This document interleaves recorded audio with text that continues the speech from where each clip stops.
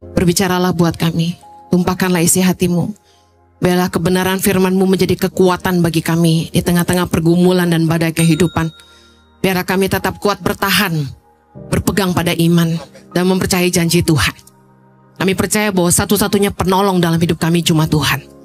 Terima kasih Bapa, berkatilah umat-Mu, dan tolonglah hamba-Mu, karena sungguh tanpa Engkau hamba tidak mampu. Menyerahkan setiap menit-menit ke depan ke dalam pimpinan Roh Kudus sepenuhnya. Hanya di dalam nama Yesus kami berdoa. Yang siap diberkati Tuhan sama-sama katakan, Amen.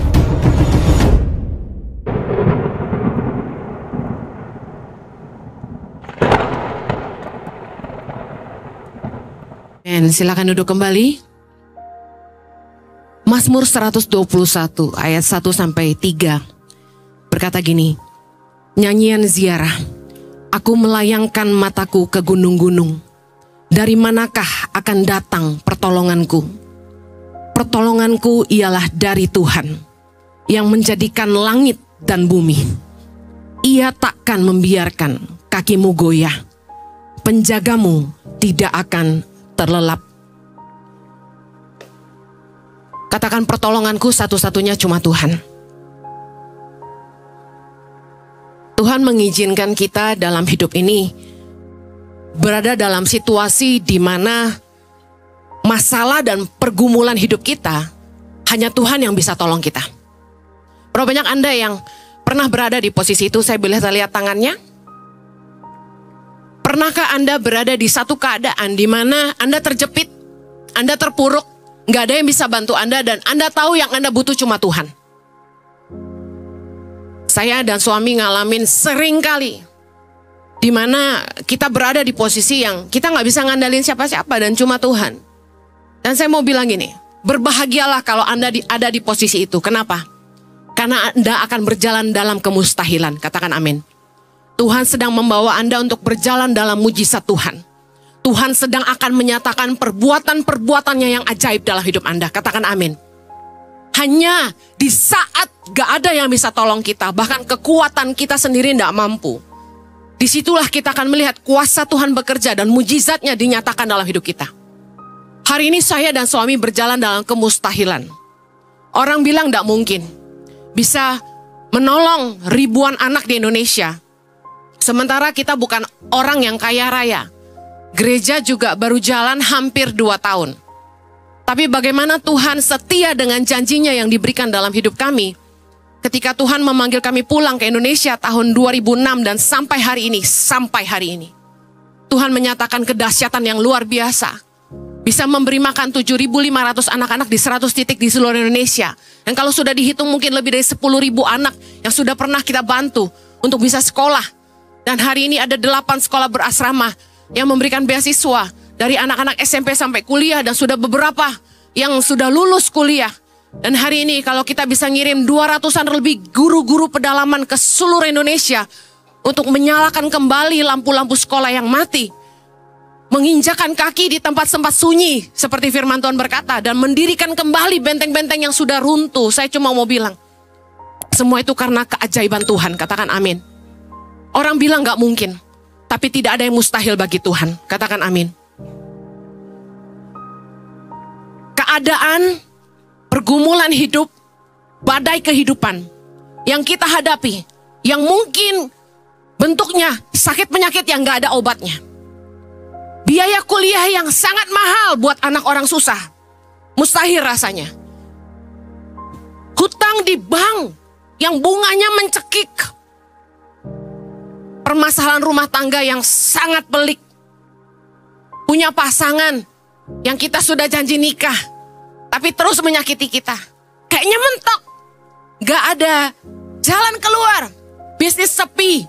Kita udah ikut seminar ini dan itu, tapi tetap gak ada jalan keluarnya. Kita gak tahu gimana caranya lagi. Semua ilmu manusia, kalkulasi kita udah gak jalan. Bisnis gak jalan. Semua masalah yang kayaknya bikin kita tuh putus asa gitu. Dan kita benar-benar menantikan kuasa mujizatnya. Saya mau bilang, Anda akan mengalami mujizat Tuhan. Ketika Anda di titik di mana Anda bilang gini sama Tuhan, aku tahu hanya Tuhan yang bisa tolong. Dan di saat kita gak bisa apa-apa, Dan kita nggak ngandalin siapa-siapa. Kita akan lihat kuasanya bekerja. Mazmur 18 ayat 7. Kita baca sama-sama. Ketika aku dalam kesesakan, aku berseru kepada Tuhan. Kepada Allahku, aku berteriak minta tolong. Ia mendengar suaraku dari baitnya. Teriakku minta tolong kepadanya sampai ke telinganya. Kalau Anda dalam kesesakan, firman Tuhan katakan, berserulah kepada Tuhan. Tahukah Anda bahwa Tuhan itu penolong dalam kesesakan sangat terbukti. Waktu kita benar-benar sesak, gak ada jalan keluar. Di saat yang tepat, kita memanggil Tuhan. Jangan berseru sama manusia. Jangan telepon mertua. Jangan cari bala bantuan kemana-mana. Orang yang mengandalkan Tuhan, gak tengok kanan kiri waktu dia menghadapi masalah. Dia lihat ke atas. Tuhan satu-satunya penolongku yang setia. Penolong dalam kesesakan sangat terbukti. Katakan sama-sama, Tuhan adalah penolongku yang setia. Penolong dalam kesesakan sangat terbukti. Saya rasa orang Kristen kalau tanpa badai kehidupan, tanpa masalah, tanpa pergumulan, kita nggak akan pernah belajar mengandalkan Tuhan. Ketika keadaan kita tuh baik-baik aja, istri baik, suami baik, anak baik, kerjaan oke, kita mulai suam-suam kuku. Berdoa pun udah beda, nyembah pun nggak sungguh-sungguh. I know you know.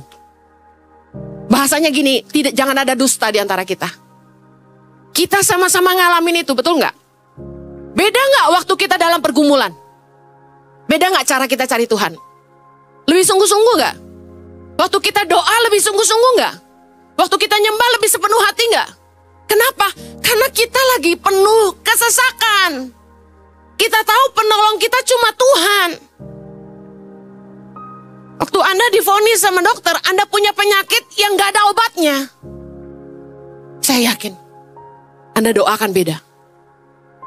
Tapi kalau orang udah divonis dokter kayak gitu, doanya masih biasa, berarti memang gak butuh Tuhan dia. Kadang-kadang Tuhan itu izinkan kita ngalamin penderitaan, kita ngalamin cobaan, kita ngalamin tekanan, pergumulan, badai kehidupan. Simply karena dia mau kita kembali sama dia. Dia mau kita kembali pakai lutut kita cari dia. Tuhan mau kita kembali intim sama dia. Mungkin kita lari udah terlalu jauh. Mungkin kita udah merasa kita terlalu kuat. Dan Tuhan izinkan terjadi badai menerpa kita. Perusahaan mulai goyang, usaha kita mulai sepi. Kita udah keluar duit banyak tapi gak balik. Kita invest sana sini gak ada yang untung. Malah buntung. Orang-orang yang kita andalkan, yang kita pikir bisa nolong kita, mengecewakan kita. Saya percaya di titik itu Tuhan sedang berusaha bawa kita kembali. Yeremia 17 ayat 5 berkata, beginilah firman Tuhan. Terkutuklah orang yang mengandalkan manusia, yang mengandalkan kekuatannya sendiri, dan yang hatinya menjauh dari Tuhan. Ini terjadi waktu kita semua merasa kuat. Waktu kita merasa, usaha gue keren, jadi, pelayanan gue udah maju, gue gitu loh gitu. Begitu kita merasa ini, kutuk datang. Terkutuklah orang yang mengandalkan manusia, yang mengandalkan kekuatannya sendiri, dan kita mulai jauh sama Tuhan. Tapi ayat 7 berkata, diberkatilah orang yang mengandalkan Tuhan, yang menaruh harapannya pada Tuhan. Dalam keadaan kuat maupun lemah, andalkan Tuhan. Maka Anda akan diberkati, katakan amin. Anda tahu dalam keadaanmu yang terjepit dan semua serba tidak mungkin, jalan keluar satu-satunya yang Anda butuhkan cuma begini. Tuhan jatuhkan satu mujizat aja dalam hidupmu. Katakan amin. Ketika Anda sedang merasa tidak berdaya, jangan justru mendengar perkataan-perkataan orang yang melemahkan imanmu. Jangan pernah bawa masalahmu itu ke orang yang malah menambah bebanmu. Ada teman-teman yang peduli tapi kepo. Anda cerita, kata dokter aku sakit ini. Lalu dia mulai kepo. Wah, gue denger ya, orang kalau sakit itu gak lama loh. Kira-kira Anda makin semangat atau makin patah semangat? punya beban, jangan datang sama orang. Orang gak bisa nolong Anda. Yang lebih parah gini, udah semangatnya lemah, dengerin lagu-lagu yang sedih.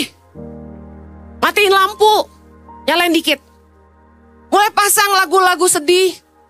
Anda diputusin pacar, berantem sama suami. Jangan malah dengerin lagu-lagu yang nggak membangkitkan iman, yang bikin Anda tambah berduka. Iman Anda tambah lemah. Zaman mama-mama saya sih, saya masih SD. Lagunya, pulangkan saja aku pada ibuku atau ayahku. Kalau lagi berantem, jangan dengerin lagu-lagu yang tentang lagu pudar. Yang lebih baik aku cari yang lain lagi gitu.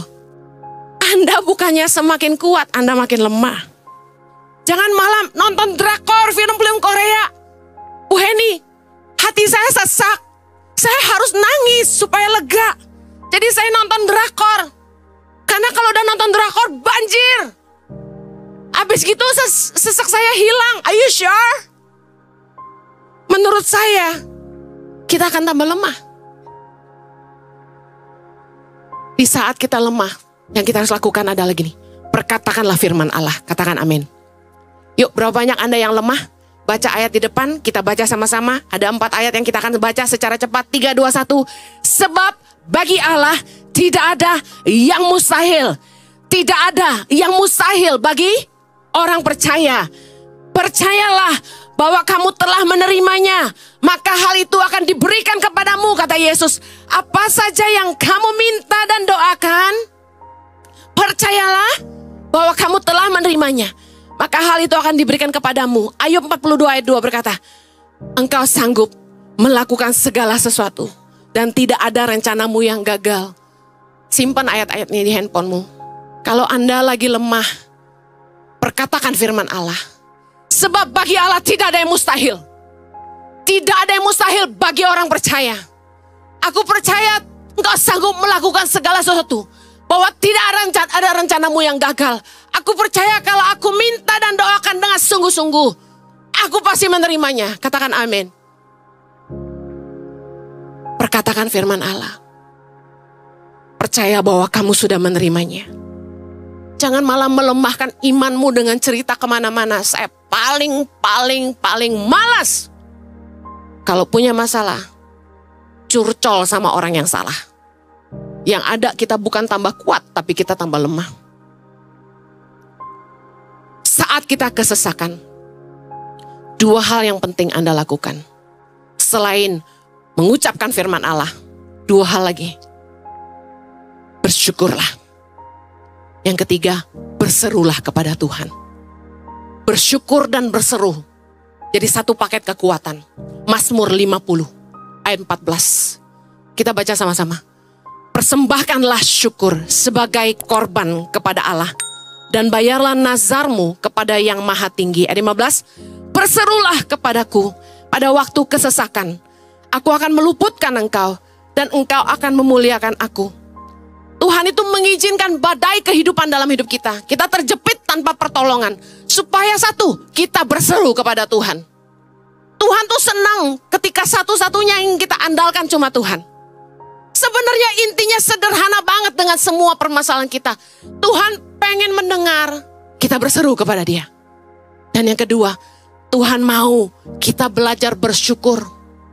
Dan Tuhan akan mengerjakan mujizatnya dan menyatakan perbuatannya yang ajaib dalam hidup kita. Tuhan tuh keren. Dia cuma desain gini. Kita tidak akan dicobai melampaui kekuatan kita. Dikatakan dalam 1 Korintus 10:13 bahwa Tuhan itu setia. Dia tidak akan membiarkan kita dicobai melampaui kekuatan kita. Dan Tuhan pasti menyediakan jalan keluar supaya kita bisa menanggungnya. Nah, tapi waktu Tuhan mengizinkan masalah badai kehidupan menerpa kita, sebenarnya yang Tuhan kangen tuh kita. Tuhan pengen kita balik sama Dia. Tuhan pengen kita berseru sama Dia. Dan Tuhan mau kita bersyukur sama Dia. Gak gampang. Makanya dikatakan, persembahkanlah syukur sebagai korban. korban itu nggak enak. Korban tuh sakit. Waktu Anda dibilang, maaf kamu sakit yang nggak ada obatnya. Terus Anda disuruh bersyukur, gampang nggak kira-kira? Anda lagi bangkrut, Anda disuruh bersyukur, gampang nggak kira-kira? Ditinggal pacar terus disuruh bersyukur, gampang nggak kira-kira? Dihianati pasanganmu, Anda disuruh bersyukur, gampang nggak? Gak gampang, tapi itu korban persembahan kita bagi Allah. Baik tidak baik, mengucap syukurlah. Amin. Berserulah dan bersyukurlah. Percayalah, Tuhan itu cuma pengen kita balik lagi sama Dia, ngandalin Dia, berseru sama Dia, dan lihat apa yang Tuhan akan kerjakan. Tuhan akan buat mujizat dalam hidupmu yang membuat kamu menyaksikan kasih setianya dan perbuatan-perbuatannya yang ajaib dalam hidupmu. Saya akan baca Mazmur 107. Mazmur 107 ini ditujukan untuk 4 keadaan orang. Kita baca ayat yang pertama. Bersyukurlah kepada Tuhan, sebab Ia baik, bahwasanya untuk selama-lamanya kasih setianya. Biarlah itu dikatakan orang-orang yang ditebus Tuhan, yang ditebusnya dari kuasa yang menyesakkan, yang dikumpulkannya dari negeri-negeri, dari timur dan dari barat, dari utara dan dari selatan. Ayat 4, kelompok keadaan yang pertama. Ada orang-orang yang mengembara di padang belantara, jalan ke kota tempat kediaman orang tidak mereka temukan. Mereka lapar dan haus, jiwa mereka lemah lesu di dalam diri mereka. Ayat ini berbicara kepada orang-orang yang merasa terhilang, feeling lost. Orang-orang yang gak tentu arah, gak tahu tujuan hidupnya. Tuhan mau mereka berseru kepada Tuhan. Ayat ke-6. Maka berseru-serulah mereka kepada Tuhan dalam kesesakan mereka, dan dilepaskannya mereka dari kecemasan mereka. Ayat 7. Dibawanya mereka menempuh jalan yang lurus sehingga sampai ke kota tempat kediaman orang. Ayat 8. Biarlah mereka bersyukur kepada Tuhan karena kasih setianya, karena perbuatan-perbuatannya yang ajaib terhadap anak-anak manusia. Sebab dipuaskannya jiwa yang dahaga dan jiwa yang lapar dikenyangkannya dengan kebaikan. Lihat, orang-orang yang ngerasa hidupnya kosong, gak punya arah tujuan, Tuhan cuma panggil mereka supaya mereka berseru kepada Tuhan, dan Tuhan yang memberikan kelegaan buat mereka. Kelompok yang kedua, Mazmur 107 ayat 10. Ada orang-orang yang duduk di dalam gelap dan kelam, terkurung dalam sengsara dan besi, karena mereka memberontak terhadap perintah-perintah Allah dan menista nasihat yang maha tinggi. Maka ditundukkannya hati mereka ke dalam kesusahan. Mereka tergelincir dan tidak ada yang menolong. Ayat ini bicara untuk orang-orang yang Tuhan izinkan masalah terjadi dalam hidup mereka karena mereka hidup dalam dosa. Dikatakan mereka duduk dalam gelap, dalam kelam, terkurung dalam sengsara bersih. Mereka berontak terhadap perintah-perintah Allah dan menista nasihat yang maha tinggi. Orang-orang yang terlalu sombong sama Tuhan. Orang-orang yang suka melawan Tuhan, gak mau taat sama firman Tuhan. Apakah mereka dihukum Tuhan? Bukan. Tuhan mengizinkan mereka diterpa kesusahan, diterpa masalah. Mereka tergelincir dan gak ada yang tolong mereka. Karena apa? Karena Dia setia. Ayat 13. Maka berseru-serulah mereka kepada Tuhan dalam kesesakan mereka, dan diselamatkannya mereka dari kecemasan mereka. Dibawanya mereka keluar dari dalam gelap dan kelam, dan diputuskannya belenggu-belenggu mereka. Biarlah mereka bersyukur kepada Tuhan karena kasih setianya, karena perbuatan-perbuatannya yang ajaib terhadap anak-anak manusia. Sebab dipecahkannya pintu-pintu tembaga dan dihancurkannya palang-palang pintu besi. Kalau Anda ngerti dari ayat-ayat ini, menceritakan gini, semua keadaan kita yang jauh dari Tuhan, Tuhan izinkan masalah terjadi. Cuma satu, supaya kita berseru sama Tuhan. Dan immediately setelah kita berseru sama Tuhan, Tuhan menolong kita. Lagi satu lagi, Mazmur 107 ayat 23. Ada orang-orang yang mengarungi laut dengan kapal-kapal, yang melakukan perdagangan di lautan luas. Mereka melihat pekerjaan-pekerjaan Tuhan dan perbuatan-perbuatannya yang ajaib di tempat yang dalam. Ayat 25. Ia berfirman, maka dibangkitkannya angin badai yang meninggikan gelombang-gelombangnya. Mereka naik sampai ke langit dan turun ke samudera raya. Jiwa mereka hancur karena celaka. Mereka pusing dan terhuyung-huyung seperti orang mabuk dan kehilangan akal. Ayat ini bicara buat siapa? Ayat ini bicara buat orang-orang yang usaha dan bisnisnya mengalami jalan buntu, diterpa badai masalah dan gak ada yang bantu.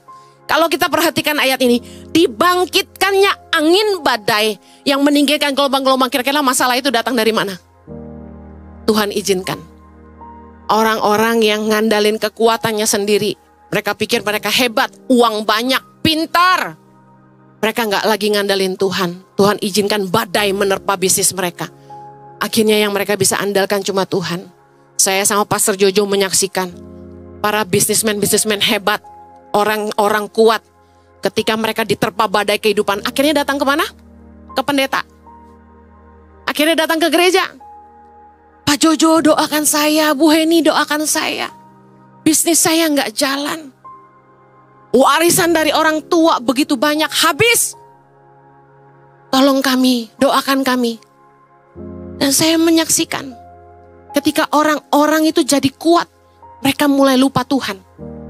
Tapi ketika mereka diterpa badai kehidupan, usaha mereka mampet. Manusia itu kan cuma satu yang bisa membuat mereka berubah.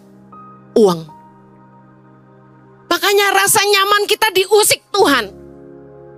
Orang-orang yang ngerasa mereka hidup tanpa Tuhan, mereka bikin dosa seenaknya. Tadi kita baca, Tuhan sengaja membuat mereka susah supaya mereka berseru lagi sama Tuhan.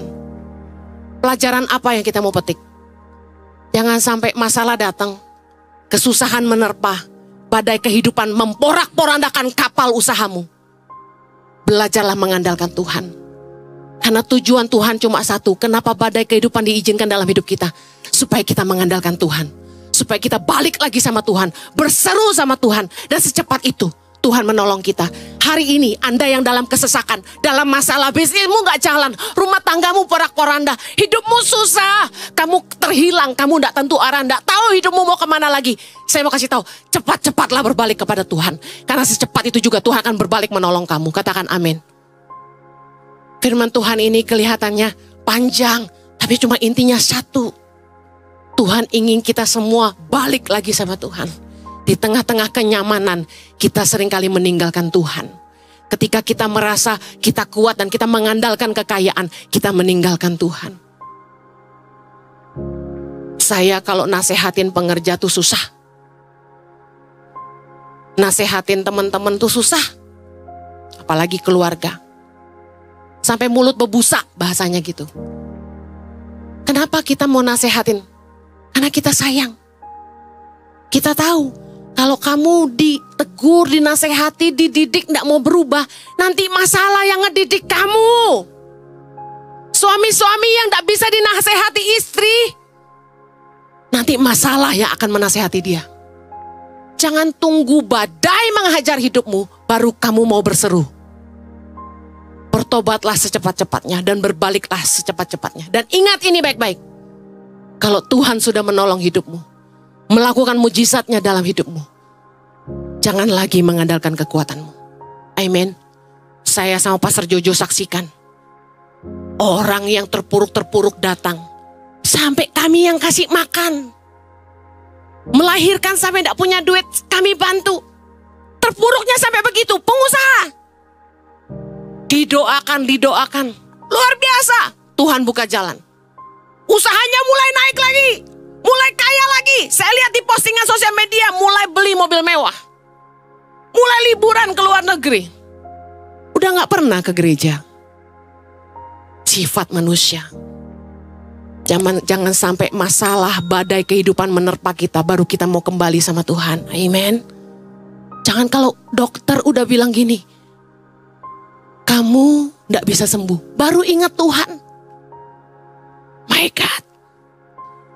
Mazmur 107 ayat 17 kita baca sama-sama. Ada orang-orang menjadi sakit oleh sebab kelakuan mereka yang berdosa dan disiksa oleh sebab kesalahan-kesalahan mereka. Mereka muak terhadap segala makanan dan mereka sudah sampai pada pintu gerbang maut.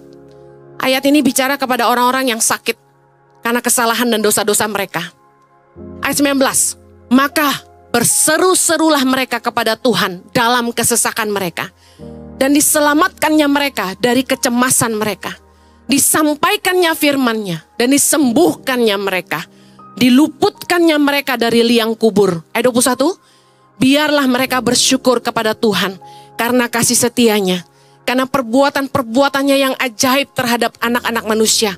Biarlah mereka mempersembahkan korban syukur dan menceritakan pekerjaan-pekerjaannya dengan sorak-sorai. Lihat baik, Tuhan itu cepat banget nolong kita ketika kita sungguh-sungguh berbalik sama Tuhan dan berseru kepada Dia. Karena gini, karena Tuhan sebenarnya sayang sama kita. Katakan, Tuhan mengasihi saya.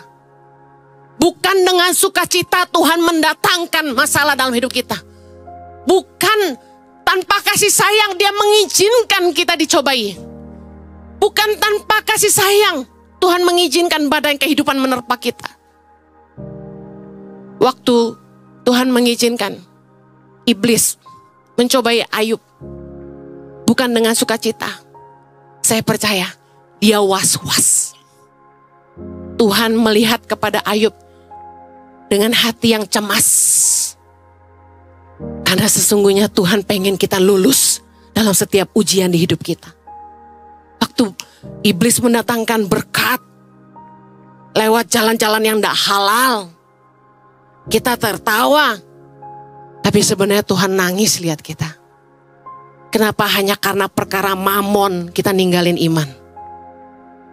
Ketika iblis datang dalam bentuk wanita yang cantik, lebih muda, lebih mulus, lebih aduhai dari istri kita. Dan kita tergoda. Iblis tertawa.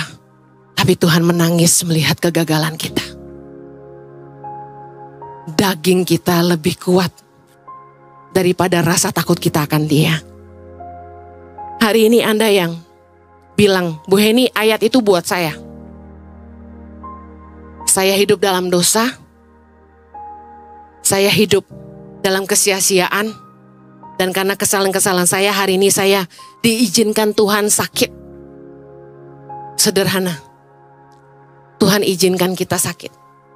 Supaya kita bertobat dari dosa kita. Berbalik dari jalan-jalan kita yang salah. Firman Tuhan tadi jelas berkata, salah satu penyebab penyakit dalam hidup kita adalah karena dosa dan kesalahan kita sendiri.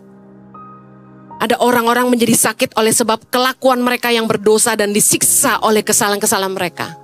Kalau saya pikir-pikir, zaman sekarang ini lebih banyak anak-anak yang terkena ADHD dibandingin zaman dulu.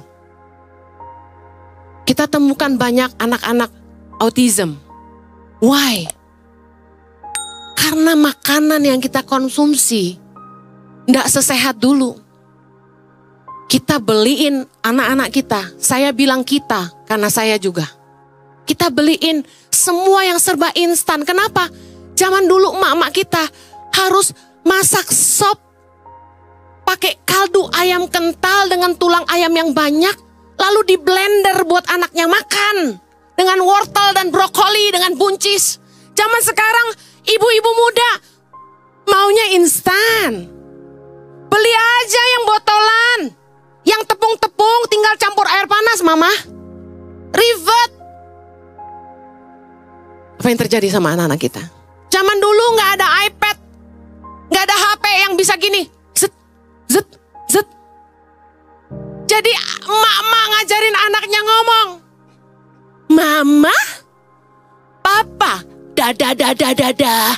Kita ngajarin anak kita melafal A, B, C, A, I, U, E, O. Benar gak sih? Emak-emak nguncirin anaknya sendiri. Kreatif. Hari ini kayak tanduk rusa. Besok kayak pohon kelapa. Besok lagi kayak ekor kuda. Hari ini, Mbak, kuncirin. Anak bawel main iPad, nyalain handphone. Nyalain tuh TV-nya. Saya lagi ngomong sama teman saya, urusin. Ngurus anak, goyangin sambil main HP. Udah beda zaman ini. Sentuhan orang tua ke anak udah gak seperti dulu. Kenapa anak-anak kita banyak sakit penyakit? Konsumsi makanan kita yang gak sehat. Dikatakan mereka disiksa oleh kesebab kesalahan-kesalahan mereka. Kenapa? Hari ini umur 40 kolesterol. Bukan terjadi hari ini. Kolesterol itu sifatnya numpuk. Gaya hidup. Berapa puluh tahun nggak makan sehat. Lalu kaget umur 40 kolesterol. Kok bisa ya? Saya padahal rajin olahraga. Pak, biar Bapak turun 20 kilo. Bapak udah gak sehat tuh 40-an tahun. Bapak kaget kolesterol hari ini, gitu dokter ngomong kan. Baru umur 37 udah kena serangan jantung. Dok, saya kan masih muda. Kok saya bisa kena serangan jantung? Maaf, Bapak ngerokok dari usia berapa? Karena kesalahan-kesalahan mereka. Penyakit datang, pertama karena dosa, kedua karena kesalahan kita sendiri. Makan gak sehat, gak jaga diri, sukanya yang micin-micin, yang asin-asin. Lalu Anda terkejut kenapa Anda darah tinggi. Sukanya yang manis-manis, kalau makan kue tart, menteganya dimakan semua. Anda tahu gak, mentega kue tart ulang tahun itu, mau dicuci aja susah, benar gak ibu-ibu? Nah itu Anda masukin ke tenggorokan nyangkut, di usus nyangkut, di lambung nyangkut. Gimana cucinya? Ayo bijaksana dengan hidupmu. Amen. Yuk, jangan hidup dalam dosa lagi. Yuk, bijaksanalah dengan hidupmu. Dan yang paling penting ini, jangan berbuat dosa lagi. Yesus mesen-mesen supaya kita jangan berbuat dosa lagi. Ingat ketika perempuan yang kedapatan berzina, Yesus pesan apa sama dia? Pergilah dan jangan berbuat dosa lagi. Mulai dari sekarang, laki-laki yang sakit 38 tahun, lumpuh. Yesus pesan apa sama dia? Sekarang kau telah sembuh. Pergilah dan jangan berbuat dosa lagi. Supaya jangan terjadi padamu yang lebih buruk. Listen, semua Tuhan izinin terjadi supaya kita bertobat sungguh-sungguh. Hari ini, berapa banyak saudara yang saya nggak tahu keadaanmu. Banyak wajah-wajah yang kelihatannya nggak ada masalah. Tapi cuma Tuhan yang tahu. Apa pergumulan hidupmu hari ini? Yang kamu tahu, cuma Tuhan yang bisa tolong. Cuma Tuhan yang sanggup tolong saya. Saya mau bilang, mungkin penyakitmu nggak ada obatnya. Tapi Tuhan sanggup menolong kamu. Katakan amin. Hari ini mungkin Anda penuh pertanyaan. Tuhan, kenapa hidupku banyak masalah? Kenapa aku usaha apapun gak jalan? Kenapa Tuhan izinin aku ditinggal pasangan? Seringkali kita nanya Tuhan padahal kita gak ingat kesalahan kita sendiri. Apa yang kita tabur di belakang sampai kita harus nuai apa yang di depan? Banyak orang yang ngutang sana sini, terlilit hutang sampai menyesakkan. Lalu berseru-seru sama Tuhan. Bahkan gak sedikit yang minta tolong kanan kiri, bayarin utang gua, bayarin utang gua. Lah hang on a minute. Waktu kamu pinjam uang itu kamu pakai buat apa? Kenapa orang lain yang harus bayar? Apa yang kita hadapi hari ini adalah taburan kita di belakang. Kalau kita gak bijak mengelola kehidupan, gak bijak mengelola keuangan, kita foya-foya, senang-senang, menggampangkan segala sesuatu. Kak Aaron, hari ini susah, kan gitu. Kalau di belakang kita nggak pernah ngasih waktu sama pasangan, nggak ngasih waktu buat anak kita. Kita sibuk dengan teman-teman, sibuk dengan usaha kita. Yang kita cari cuma uang, uang, uang. Lalu kita hari ini tua dan kita kesepian dan kita bertanya, kok anak-anak kita nggak tahu diri semua? Kok pasangan kita enak-enak aja ninggalin kita? Well, apa yang kita tabur di belakang? Badai kehidupan memang Tuhan izinkan. Tapi semua terjadi bukan karena kebetulan. Pertama karena taburan kita sendiri. Yang kedua karena kita mengandalkan kekuatan kita sendiri. Yang ketiga karena kita melupakan Tuhan, sumber kekuatan kita. Amen. Berapa banyak saudara yang hari ini sakit. Saya rindu Anda menaruh tangan kananmu di dada. Saya ingin kita berdoa sama-sama. Mazmur 86. Doa minta pertolongan. Anda yang butuh pertolongan Tuhan, apapun masalahmu pagi ini, pejamkan matamu dan kita doa sama-sama. Sendengkanlah telingamu ya Tuhan. Jawablah aku, sebab sengsara dan miskin aku. Peliharalah nyawaku, sebab aku orang yang kau kasihi. Selamatkanlah hambamu yang percaya kepadamu. Engkau adalah Allahku. Kasihanilah aku ya Tuhan, sebab kepadamulah aku berseru sepanjang hari. Buatlah jiwa hambamu bersukacita, sebab kepadamulah ya Tuhan ku angkat jiwaku. Sebab Engkau ya Tuhan baik dan suka mengampuni, dan berlimpah kasih setia bagi semua orang yang berseru kepadamu. Pasanglah telinga kepada doaku ya Tuhan, dan perhatikanlah suara permohonanku. Pada hari kesesakanku, aku berseru kepadamu, sebab Engkau menjawab aku. Tidak ada seperti Engkau di antara para Allah, ya Tuhan. Dan tidak ada seperti apa yang Kau buat. Segala bangsa yang Kau jadikan akan datang sujud menyembah di hadapan-Mu ya Tuhan, dan akan memuliakan nama-Mu. Sebab Engkau besar dan melakukan keajaiban-keajaiban. Engkau sendiri saja Allah. Tunjukkanlah kepadaku jalan-Mu ya Tuhan, supaya aku hidup menurut kebenaran-Mu. Bulatkanlah hatiku untuk takut akan nama-Mu. Aku hendak bersyukur kepadamu ya Tuhan Allahku dengan segenap hatiku, dan memuliakan nama-Mu untuk selama-lamanya. Sebab kasih setiamu besar atas aku, dan Engkau telah melepaskan nyawaku dari dunia orang mati yang paling bawah. Ayat 17 kita baca sama-sama. Lakukanlah kepadaku suatu tanda kebaikan, supaya orang-orang yang membenci aku melihat dengan malu bahwa Engkau ya Tuhan telah menolong dan menghibur aku. Bapa, pagi hari ini kami bawa segala pergumulan, beban kehidupan kami, dan kesesakan kami di hadapan Tuhan. Kami mengangkat tangan kami di hadapan-Mu dan mau bersyukur kepadamu. Dan kami mau percaya lagi kepadamu. Kami mau berseru-seru kepadamu. Karena Engkaulah penolong kami Tuhan. Terima kasih Bapa.